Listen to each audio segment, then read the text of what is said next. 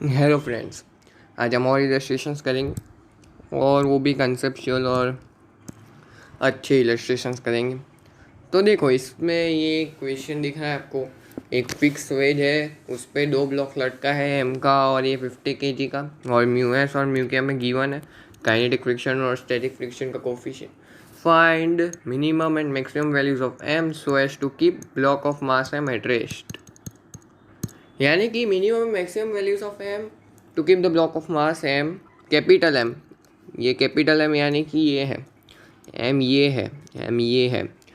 तो जिस हमें मिनिमम और मैक्सिमम वैल्यू एम की मिनिमम मैक्स वैल्यू निकालनी है जिससे ये 50 kg वाला ब्लॉक रेस्ट पर रहे।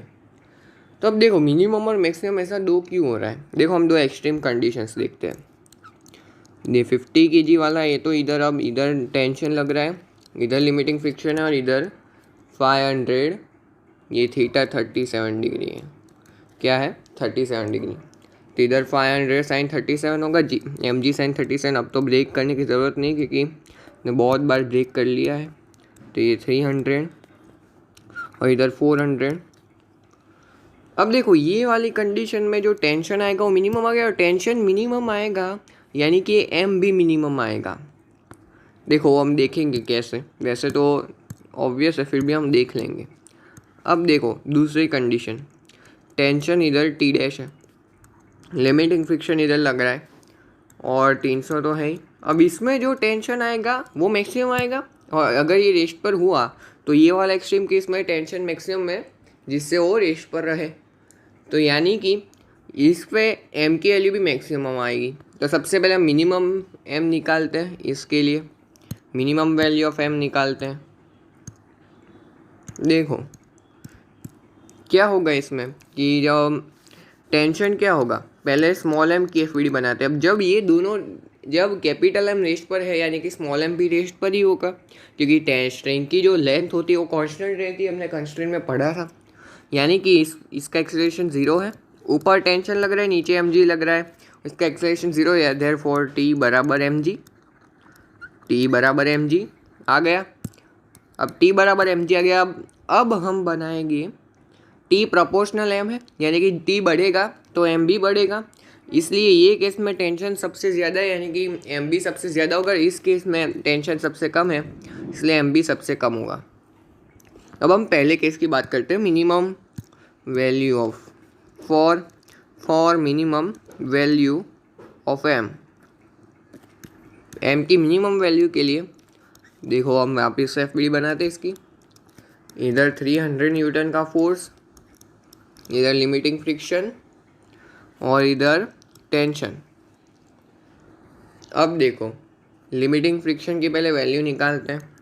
F limiting equal to mu S M G cos theta, यानी कि म्यू एस क्या है 0.6, 6/10, एम जी कॉस थीटा क्या है 400, ये कैपिटल एम आएगा यानी कि 240 न्यूटन। अब 50 kg के एक्सेलरेशन 0 है, इधर टेंशन है, इधर 240 है और इधर 300 है, और ए 0 है इसका, यानी कि therefore tension plus 240 minus 300 equal to 50 × 0, क्योंकि एक्सेलरेशन 0 है। तो इधर से जब हम टी निकालेंगे तो टी बराबर 60 आ जाएगा। तो टी बराबर 60 है, और 60 क्या है, टी क्या है, एम जी है, तो 60 बराबर एम जी। तो एम की वैल्यू क्या आ गई, एम इक्वल टू 6 kg। जी की वैल्यू अगर हम 10 ले तो एम की वैल्यू 6 आ जाएगी। ये मिनिमम वैल्यू ऑफ एम है जिससे कैपिटल एम रेस्ट पे रह सकता है। अब हम मैक्सिमम वैल्यू की बात करते हैं, for max value of M.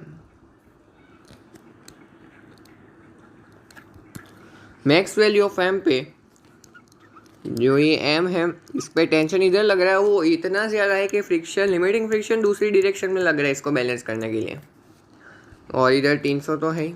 अब लिमिटिंग फ्रिक्शन की वैल्यू भी हमें पता है 240 जो निकाल ली, यानी कि अब इसका एक्सेलरेशन अभी भी 0 ही है। Therefore T equal to 300 plus 240 यानी कि 540।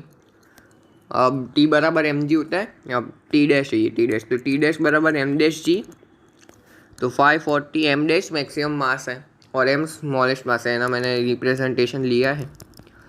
तो इधर से एम की वैल्यू क्या गई एम डैश 54 kg, यानी कि एम की मैक्सिमम वैल्यू जिसकी रेस्ट पर रह सके वो 54 kg और मिनिमम वैल्यू जिस पे वो रेस्ट पर हो सकता है वो 6 kg है। यानी कि 6 kg और 54 kg के बीच में जो भी मास हुआ ये रेस्ट पर ही रहेगा। फ्रिक्शन अपनी वैल्यू को एडजस्ट कर सकते हैं स्टैटिक फ्रिक्शन, यानी कि for M less than equal to 54 and greater than equal to 6 M will be remains at rest, when will be at rest, m जो है वो रेस्ट पे ही रहेगा।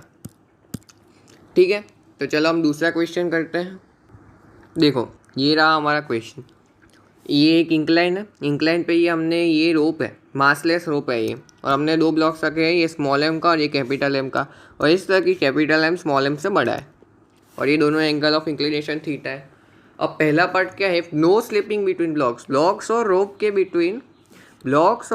बिटवीन कोई स्लिपिंग नहीं है। यानी कि अगर रोप इधर ए से जा रहे हैं तो ये ब्लॉक भी इधर ए से जाएगा, ये ब्लॉक भी इधर ए से जाएगा, ये भी ए से जा रहेगा, क्योंकि ये ए से जाएगा तो ये ए से जाएगा, क्योंकि लेंथ कांस्टेंट है तो ये भी ए से जाएगा, सबका सेम एक्सेलरेशन होगा। अब नो स्लिपिंग बोला है, no slipping between blocks and rope, तो दोनों का एक्सेलरेशन निकालना है जो सेम ही होगा, और टेंशन भी निकालना है। तो चलो सॉल्व करते हैं इसको। देखो इसमें क्या होगा कि जो रोप है वो मासलेस है, यानी कि उसमें नेट फोर्स 0 है, उस नेट फोर्स 0 होगा उसकी लेंथ के अलोंग होगा, लेंथ के अलोंग नेट फोर्स 0 होगा। यानी कि मैं इधर F1 फोर्स लगाता हूँ, इधर F2 फोर्स लगाता हूँ, तो F1 बराबर F2 होना चाहिए, क्योंकि इसको लेंथ के अलोंग नेट फोर्स 0 होगा। वैसे तो लेंथ के अलोंग ही होना चाहिए, ठीक है, यानी कि लेंथ के अलोंग नेट फोर्स 0 होगा। बस ये समझने वाली बात है, बाकी तो अब क्वेश्चन हो जाएगा। जब रोप मासलेस है, अब मैं स्मॉल एम की FBD बनाऊंगा, स्मॉल एम की। देखो इधर फ्रिक्शन है इधर, उसके सिवा कोई फोर्स नहीं जो इसको ऊपर ले जा सके, बाकी इधर mg sin थीटा तो है, और मैं इसका एक्सेलरेशन नहीं मान लेता हूँ, F1 मानता हूँ, इधर F1 फ्रिक्शन, तो F1 minus mg sin theta बराबर m है। ये हुई पहली इक्वेशन। अब m की FBD बनाते हैं। देखो m है, m पे m का मास ज्यादा, इसलिए इसको mg sin थीटा तो इस तरफ ले जाएगा, लेकिन अब फ्रिक्शन इसको अपोज करेगा, और इधर एक एक्सप्रेशन है तो इधर से लिख सकते हैं, ये F2 मान लो, तो mg sin theta minus F2 equal to m है, ये दूसरी इक्वेशन। और अब हमारे पास वेरिएबल तो कौन से हैं, a, F1, F2, और इक्वेशन हमारे पास सिर्फ 2, तो और एक इक्वेशन लिखनी पड़ेगी। तो क्या होगी, अब रोप जब मासलेस है तो उसके लेंथ के अलोंग भी नेट फोर्स 0 होगा, यानी कि अब इसके लेंथ के अलोंग देखते हैं कौन से फोर्सेस लग रहे हैं। इस रोप की FBD बनाते हैं। देखो m पे आगे फ्रिक्शन लग रहा था, इसको इस तरफ फ्रिक्शन लगेगा F1, और F2 इस तरफ लगेगा क्योंकि m पे पीछे लग रहा था, और लेंथ के अलोंग नेट फोर्स 0 होगा, देयरफॉर F1 बराबर F2। तो ये हुई हमारी तीसरी इक्वेशन। अब जब हम तीनों इक्वेशन को अब सॉल्व करना, और हम आंसर आसानी से निकाल सकते हैं। अब दूसरा पार्ट इसका करो, दूसरा part, if we gradually increase theta, which block will start slipping first। यानी कि अगर हम थीटा को बढ़ा रहे हैं, देखो थीटा को बढ़ाएंगे तो कौन सा ब्लॉक पहले स्लिप करना चालू करेगा। अब देखो अब ये हमें सोचना है कि कौन सा ब्लॉक पहले स्लिप करना चालू करेगा। अब देखो इन दोनों में फ्रिक्शन कब तक सेम रहेगा, जब तक इनके दोनों के फ्रिक्शन उनके रिस्पेक्टिव लिमिटिंग फ्रिक्शन से कम होंगे।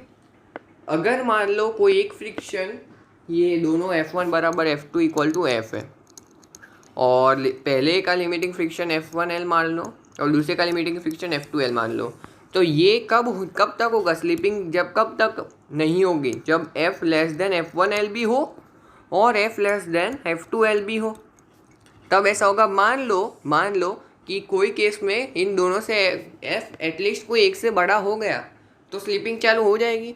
यानी कि अब F1L और F2L में से जो छोटा होगा वो स्लीप करना चालू होगा, क्योंकि F जिस पे अगर मैं इसको कोई A और B दो क्वांटिटीज़ है, इसको A मान लो B मान लो, अगर A लेस देन B हुआ तो F की टेंडेंसी क्या है, सबसे पहले A को एक्सीड करना। जैसे जैसे हम थीटा बढ़ा रहे हैं F की टेंडेंसी क्या है, F1L एक्चुअली में F नहीं बढ़ रहा है, A घट रहा है, यानी कि F भी बढ़ रहा है A भी घट रहा है, यानी कि A की सबसे पहले A F से छोटे होने की टेंडेंसी ज़्यादा होगी, यानी कि जिसका फ्रिक्शन लिमिटिंग फ्रिक्शन की वैल्यू कम होगी वो पहले स्लिप करेगा।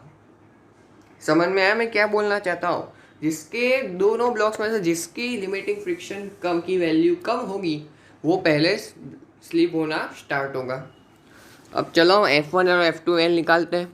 F1L किसके लिए था, स्मॉल m के लिए था, तो F1L की वैल्यू म्यू एस एम जी, हाँ वो मैंने म्यू एम जी लिया क्योंकि वो म्यू एस एम जी है, mu S M G cos theta, जिधर ठीक है mu S M G cos theta.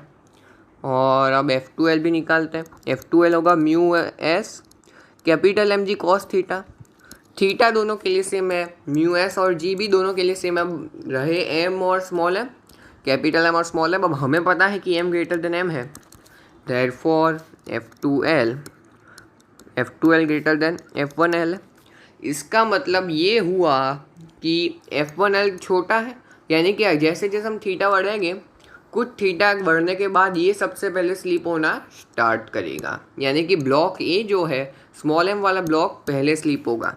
M block starts slipping first.